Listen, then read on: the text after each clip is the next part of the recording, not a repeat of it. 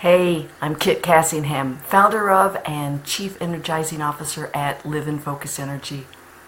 I am dressed in my very finest labor clothes and exercise clothes and stuff.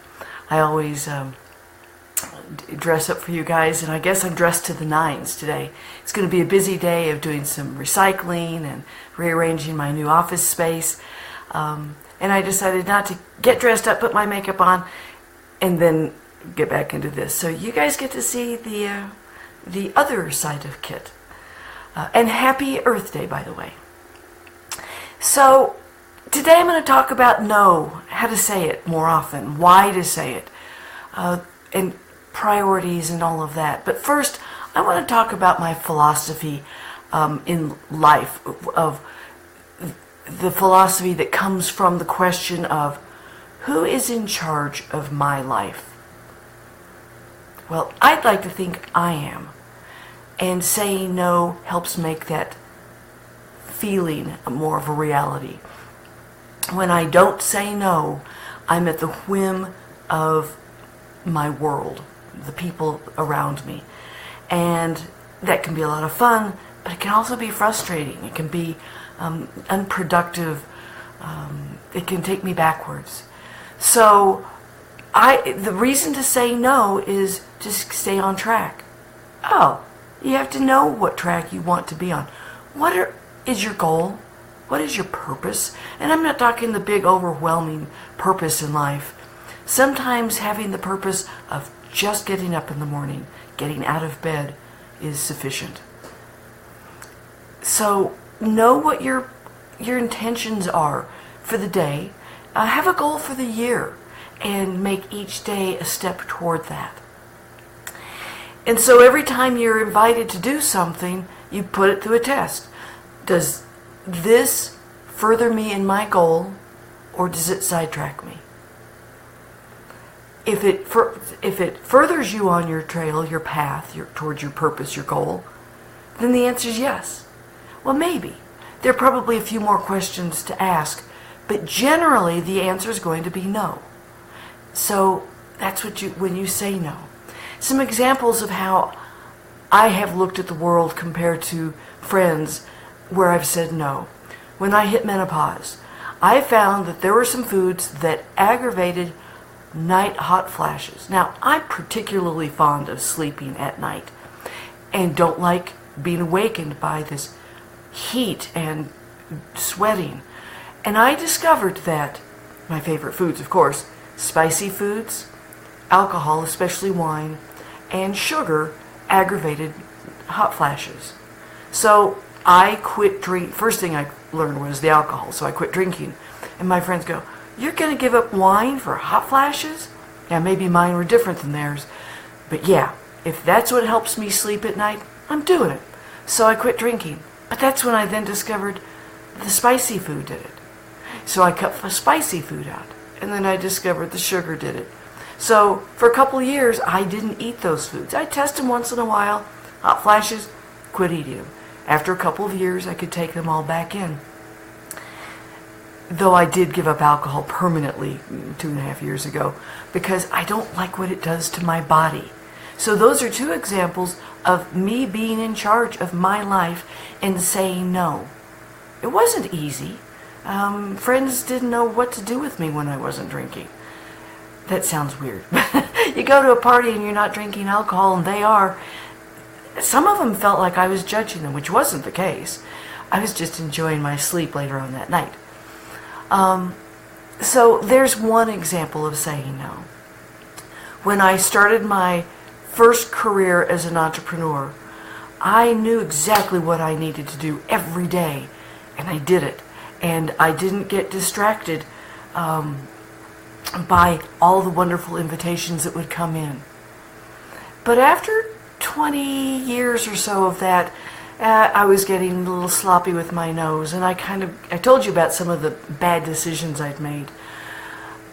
And one of the bad decisions was to not say no more often. So I lost my path, I got confused, and I started saying yes to a lot more things, thinking, well, the more I expose myself to a bigger variety of interests, the more readily I'll find what my next thing is. So I got to know all the people up here on my new mesa. I learned from the old timers that your next door neighbor is anybody who lives on the mesa, which is 12 miles by 12 miles. So my next door neighbor might be 6 miles away, but I was there for them, they were there for me. That takes me out of the office. I became an EMT so I could help the ambulance, again, up on my mesa. That was part of my community service.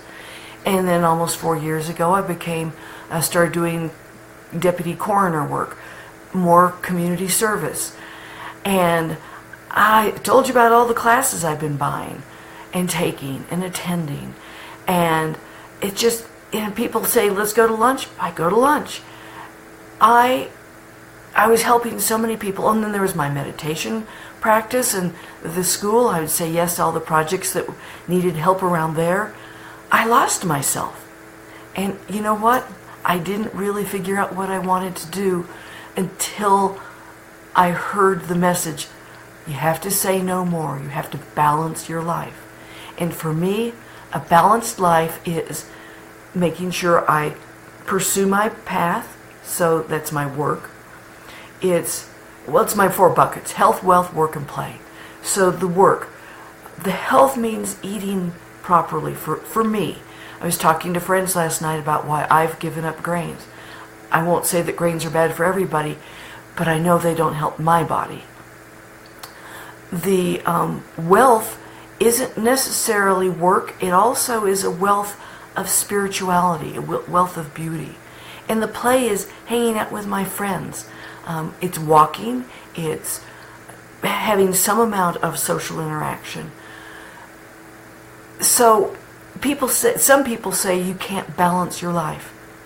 I think you have to balance your life. If you're spending all of your time working, you're not taking care of the other things that help you be a more full and complete person and live a more healthy life, balanced life. So no comes into when you need to keep balance in your health, wealth, work, play buckets. When you need to stay on your path of what your goal is, at least for that day, if not that week or month. And so knowing your priorities. So back to my time management tool, I set my priorities for the day. So if something else comes along, I say no. Now, we talked yesterday about a structure. I'm going with a more fluid structure because if in the middle of one of my block times of reading or sorting or organizing, whatever, an ambulance call happens, the pager goes off, I will drop that, what I'm doing, to go do the ambulance call, and then I resume my block time. So I'm doing fluid blocks, and that works for the life I've created. But I am letting go of some things because they don't always support my priorities. I'm doing fewer projects in my meditation school than I was several years ago. There are other volunteers. It's not just me who can do these things. So know your goals, your intention, your purpose. Set the priorities and say no to things that don't support that. It can be awkward. It can make you uncomfortable. And if you believe in guilt, it'll let you feel guilty. Stop that. That's not helpful. Say no because it takes care of you with the goals you've set, the purpose you have, at least for that day. And you honor yourself and the people around you when you're true to your goals and your priorities, your projects. So there's a real simple approach to saying no. There's a lot more to it. And I challenge you to say no, which means I'm challenging you to figure out what your priorities are for today. Let's do baby steps. And I'll challenge you to have a goal and a priority for the year. So it's time for me to handle one of my priorities, which is to do some electronics recycling. My bank in town does electronics recycling on Earth Day, and so that's what I'm doing. And I'll get some shelving into my arts and crafts space so that I can finish getting that organized after the office swap. my husband Randy and I did. So practice saying no, setting priorities and goals, and I'll talk more tomorrow. I can see that I'm building up towards talking about what high performance living is, and we'll work towards that together.